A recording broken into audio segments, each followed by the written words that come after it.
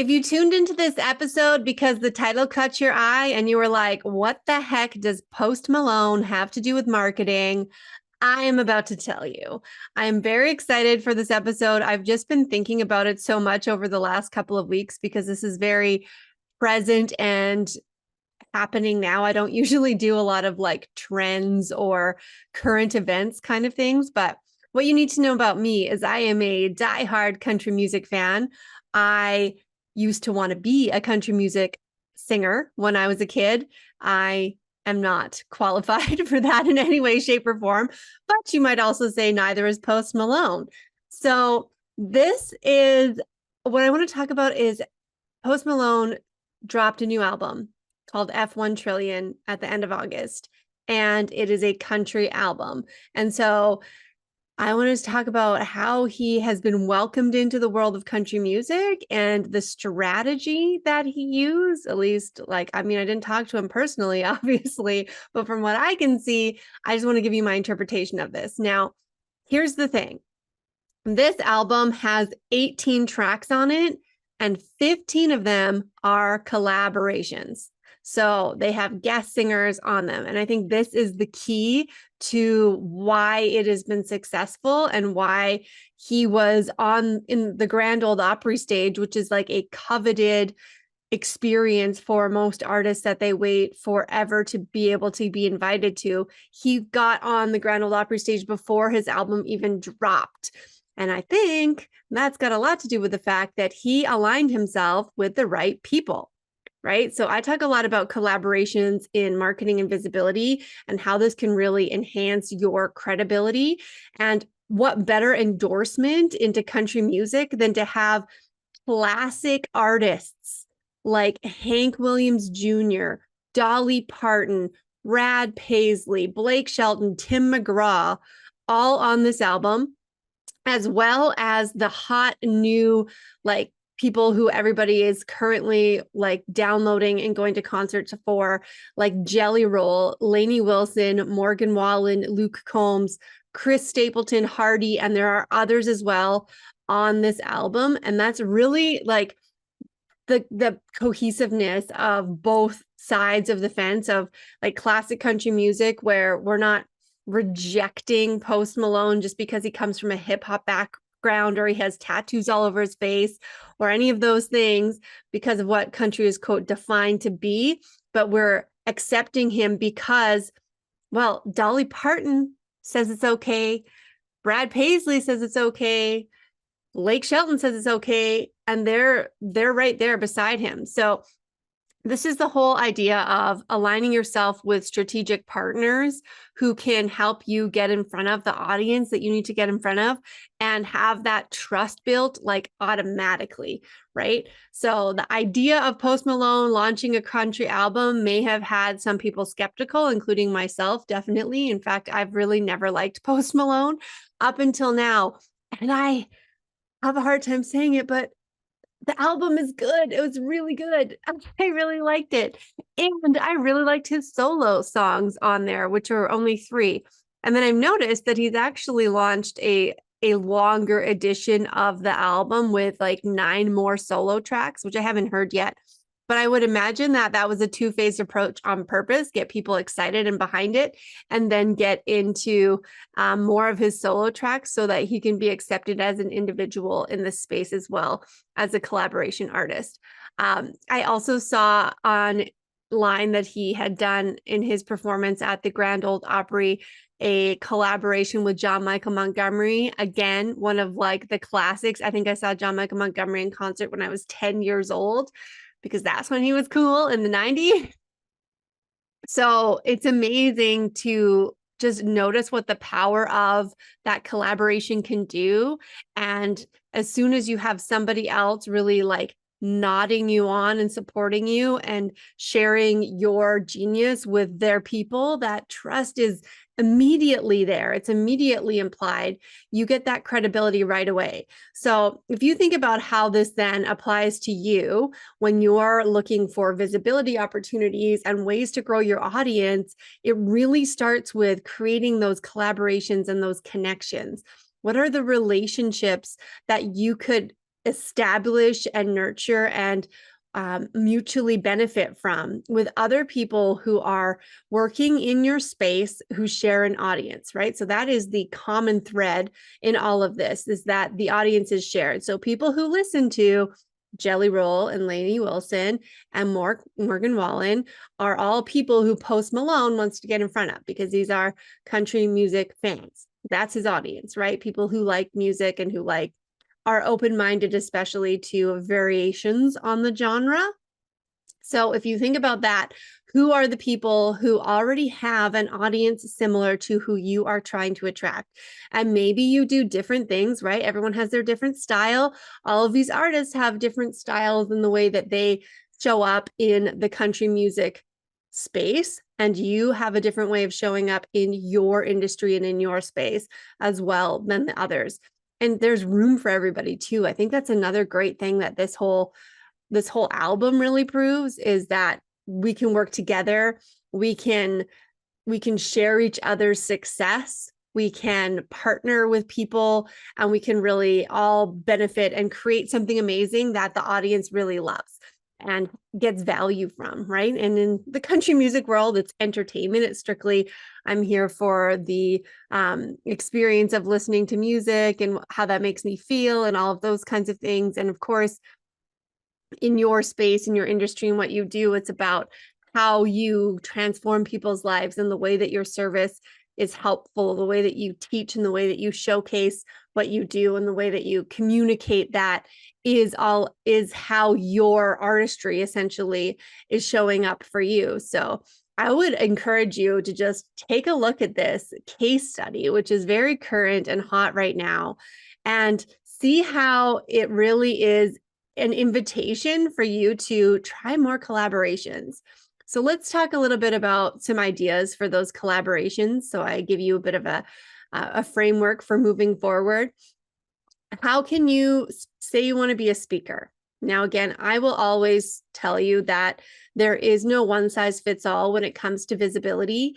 And you need to choose a strategy that's going to work for you, that aligns with your own strengths, and that supports you in your goals, in reaching your audience, right? I've said it time and time and time again. I'm almost sick of hearing myself say it, but that's how I know it's an important message. And that's that I've worked in communications and marketing for over 15 years and never written the same marketing plan twice. And that's because it needs to be really customized to the company and the business that the plan is for. So when you're thinking about your visibility and how you can bring more collaborations into it, for speakers, if you like speaking, if you want to be on podcasts, if you want to be on stages, virtual or in-person stages, it's a matter of identifying who is already bringing together an audience that you are trying to reach. So that is the way that you skip steps in this whole big marketing space, like trying to get yourself seen and heard in this online space that is so busy and oversaturated and full of 3-second memes and reels on Instagram. How do you get heard, right? You need to create relationships with the people who are already working to bring together the audience that you want to serve. And so then you get to showcase how you can add value to them and how you can demonstrate a mutually beneficial relationship with the person who's the leader there. So looking for event hosts, looking for podcast hosts, and not just cold pitching them, but creating relationships, finding ways that you can showcase how you can give them something as well in return. That is really the foundation. I was just recording a podcast episode that's going to air on my friend Holly Haynes' show, which is called Crush the Rush. If you want to go and subscribe and listen to that, she and I have very similar outlooks, and we do very similar things in terms of teaching business strategy and marketing strategy and prioritizing visibility. And when we were talking about sort of my methods and how I prioritize visibility, she was asking for like tangible pieces to share with the audience about how we create relationships, right? And the main thing is, if it feels yucky, it probably is. If you're going out with a request that feels like very one-sided about why you want to be on this podcast, that's not going to work. And I can tell you, as a podcast host, I get handfuls of pitches on a daily basis. And I do not like most of them because they're very much about why this person is great or why I'm great, and not why I can help your audience. So, what you need to think about is how you can make the host person look good, right? We want help doing our jobs. The media wants help doing their jobs. The event hosts want help doing their jobs. They want to really make a successful event, and you need to demonstrate how you can come alongside them to do that. So whether that's a summit or a podcast or even a media pitch, that's exactly the angle that you're always looking at. And you just want to start up a relationship the way that you would, go meet a new friend in a networking scenario. Sometimes it feels awkward when it's online and you just have to, send them a DM or something, but try and just make it like how you would naturally go and talk to somebody at an event. And then the key is to remember to maintain the relationship. So when we were talking on the podcast episode that I was guesting on yesterday, it was just that made me think of exactly how you know that you haven't reached out to your girlfriends in a while, like your friend circle. You haven't all of a sudden seen them or talked to them in weeks or months because life is crazy. And if you don't make an intentional effort to stay connected with people, then it doesn't work, right? So make sure that you have a system in place for maintaining those relationships, for continuing to reach out to them, and for just staying present. Like, it doesn't always have to be a request. It shouldn't be. Otherwise, it's going to feel like a one-sided relationship, the kind where it's like every time I hear from this person, they're asking me for something.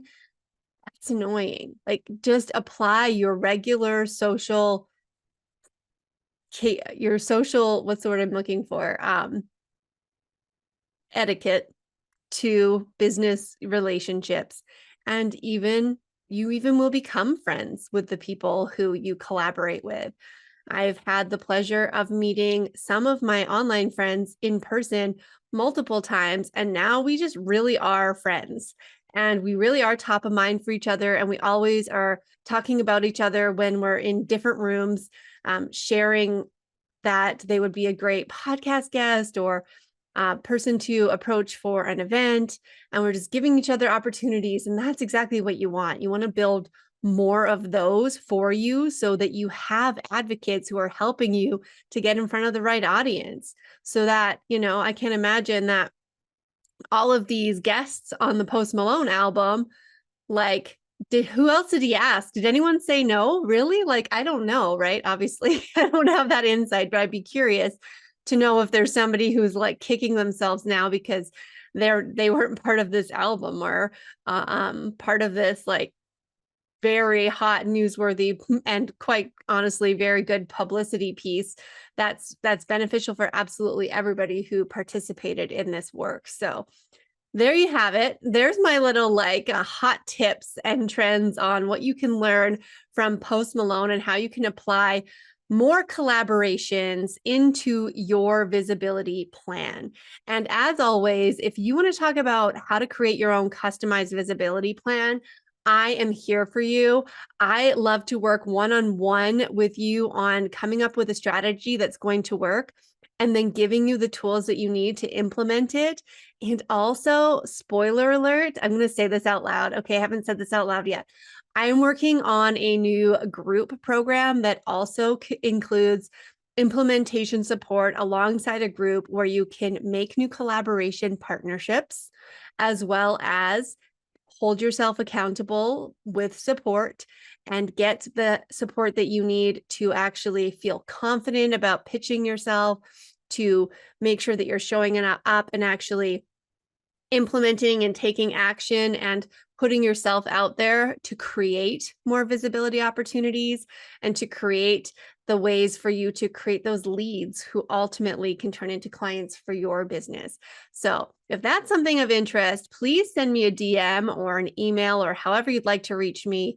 All of my contact information is all in the show notes. And you, of course, I want to give the customized piece as part of that group program too. So just so we're clear, you would get a custom visibility plan alongside the group support. So that's what I'm working on right now. And I'm just going to put it out there because it felt right to tell you, even though it doesn't have a name, it doesn't have a start date, it doesn't have any details yet. And I think that's exciting for me, and it's okay to not come out of the gate with like a full-on sales page and a proper like pitch and pricing and all of this, because I just want to see who this calls to. Like if you're in that space right now, like it's September, it's time to get back to routine.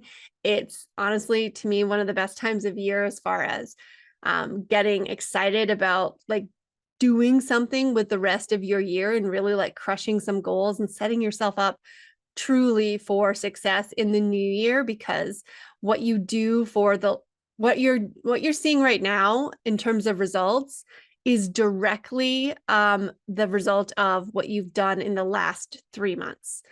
And so if that wasn't very much, that's okay. But you're going to need to get yourself rolling and building that momentum so that if you have a launch planned for the new year or something that you want to put out there, or like have big goals for yourself for 2025, this is where it starts. We need to get going on that now. So connect with me. I would love to talk to you more about that. And until next time, I will see you next week.